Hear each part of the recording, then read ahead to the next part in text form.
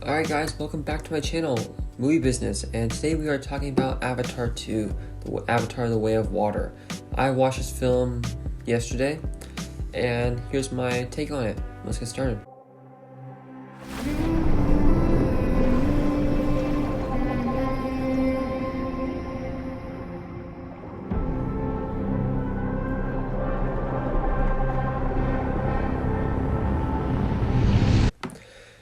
So some background information about Avatar 2. Avatar 2 is produced by Lightstorm Pictures and TSG Entertainment. Lightstorm Pictures is owned by James Cameron. It produces most of his films, and it is distributed by 20th Century Fox, which is now owned by Disney. So this is Disney's first look at the success of the new Avatar series, because the first one, Avatar 1, the regular one, from 2009, was made by just 20th Century Fox before it was taken over by Disney in 2019. So it stars Sam Worthington, Zoe Saldana, Sigourney Weaver, and Kate Winslet, some notable stars in that. One of the facts is that it was originally planned for release in 2014 and 2015, Avatar 2, then Avatar 3. They were both filmed at the same time. He wanted to film them simultaneously to get them done at the same time, because they both are very similar together, and while Avatar 4 and Avatar 5 will be their own independent movies, well, they would have their own different storylines compared to Avatar 2 and 3. And then it had its premiere in London on December 6th. And yeah, spoilers ahead. So if you haven't watched Avatar 2 and you don't want to get spoiled, then don't watch this video.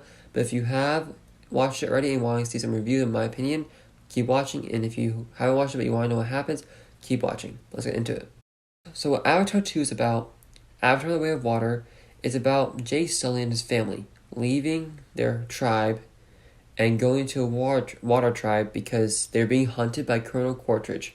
Colonel Quaritch has come back as a clone, because in the first film he died to Neytiri.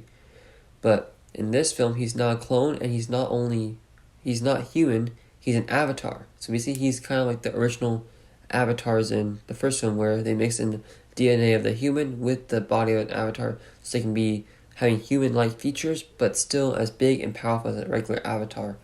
And so him and his Marines are going to hunt down Jake Sully, because he is the big threat of any possible settlement and resource gathering on Pandora. And he's been causing a lot of trouble, because originally they settled back down to go ahead and do some more resource gathering off Pandora. Jake Sully and his tribe, they're blowing up trains. They're going ahead and causing a whole lot of trouble for the settlers, the humans. And so they sent him to go and take care of the threat, but then Jake Sully, in order to protect his family and protect his tribe, he has left and gone to a water tribe, and that's where the story takes place. It's him just trying to figure out what to do, how to survive.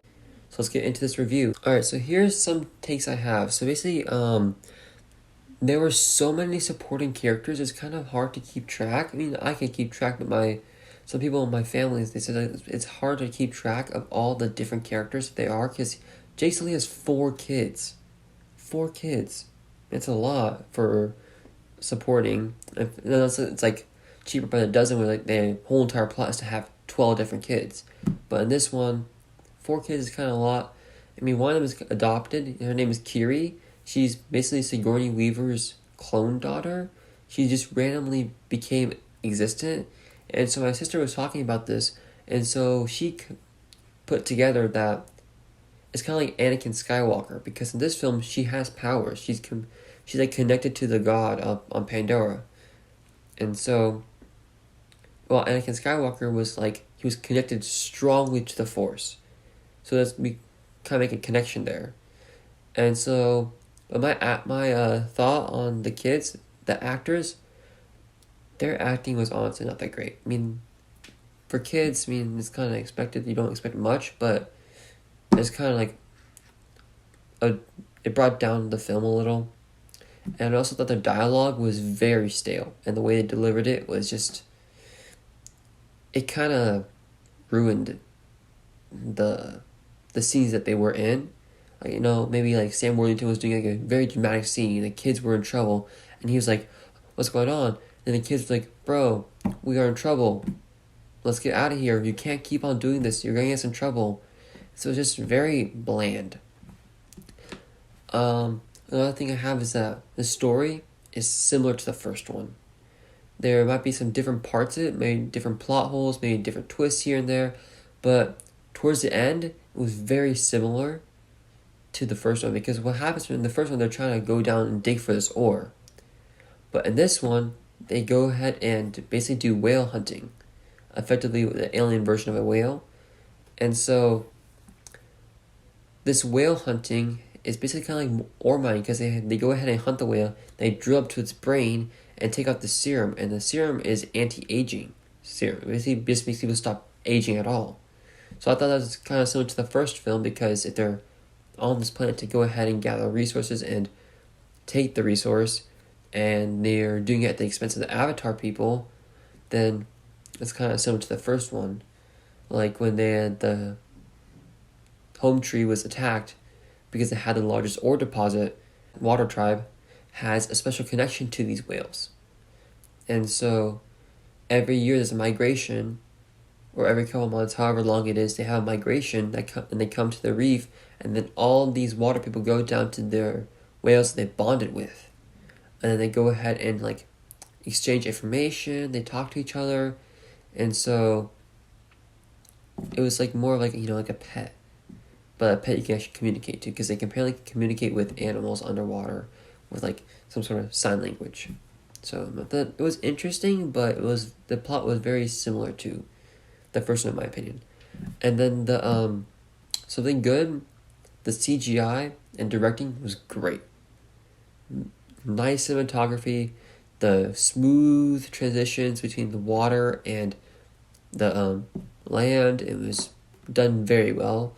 However, with the modern technology, how modern technology is, CGI, it's kind of like available for everyone, and especially after Endgame, Avengers Endgame, it was CGI has become not limited to a single movie, because when Avatar came out, the first one in 2009, it was groundbreaking or breathtaking because of how CGI intensive it was, and so some people loved it and like were willing to see it because of the amount of CGI was in it, and like just how great the technology was for that time. Because if you're looking at 2000s, it's like the technology was like weird explosions and here and there. It's like it was not what we have today with smoother CGI, like smoother explosions, smoother action sequences, like maybe a car blows up and causes a building to collapse. It's all smoother now, but back then it was like kind of iffy. And so that's why it's like it was great. It was awesome, but it's just that now it's not that surprising, because there's so many films that can do the same thing. But we all think that the CGI was great. So that's just my take. James Cameron still did a good job. The adult acting, the adults who play their characters, they did a very good job. Like Sam Worthington, Zoe Saldana. I mean, they did a really good job. I mean, especially Zoe Saldana, she gets really into her character and just brings out a whole nother dramatic level of acting. Like, she really does seem like she's part of the tribe. She's part of the Avatar people. And that's why I liked about the first film, and now I like about this film, is that her acting was so well done. Sam Worthington, he did a good job too, but just Zoe Saldana took it to a whole nother level. This film led well into the third film, because the eldest son died, and then he was put into the burial area for the Water Tribe, and so when they were going to leave after the big action sequence and big fight scene, they said, you can stay with us now, you're one of us because you have your roots here, you've become one of us, you know how to swim, you know how to breathe, you have your own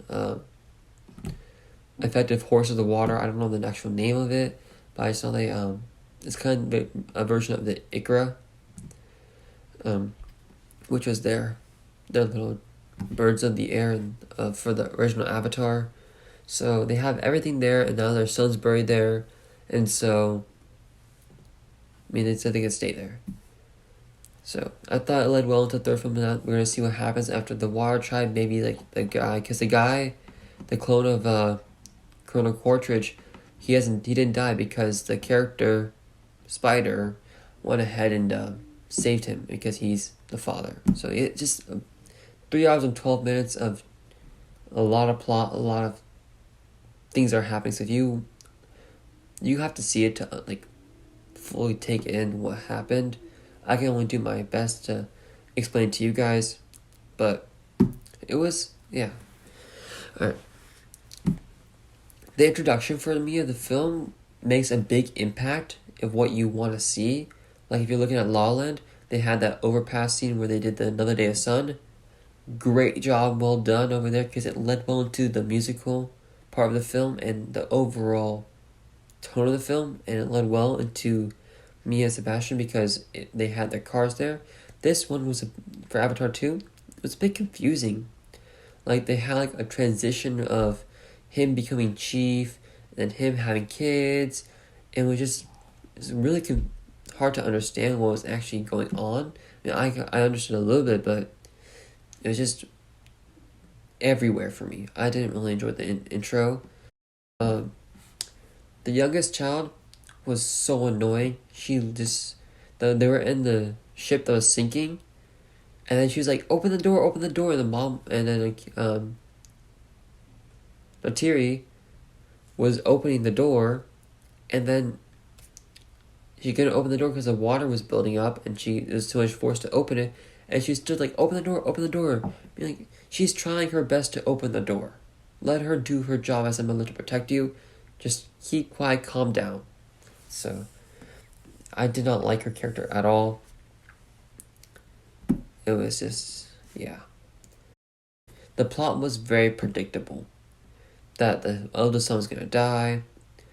The spider was Colonel Quaritch's son. It was just, yeah, it was predictable on my part. I felt it was predictable. If you've seen other movies, this one was fairly similar. I guess what James Cameron hoped to do is that he could make a simple, not a simple plot, like just a normal plot, and just wow everyone like he did in 2009 with the CGI and directing and the intensity of the film. But I feel like plot is very important. I love a good plot. I love a good twist. I love a good ending. I love a good story. It's just, this one didn't have it for me. That's why I'll give it a 7 out of 10 for Avatar 2. It wasn't my favorite film. It's just mostly just the CGI, the directing, the acting was good for me. I mean, it's a good watch, but I wouldn't watch it again for another 2 years.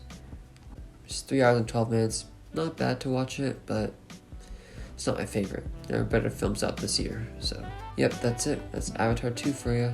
So, thanks for watching, and have a good one.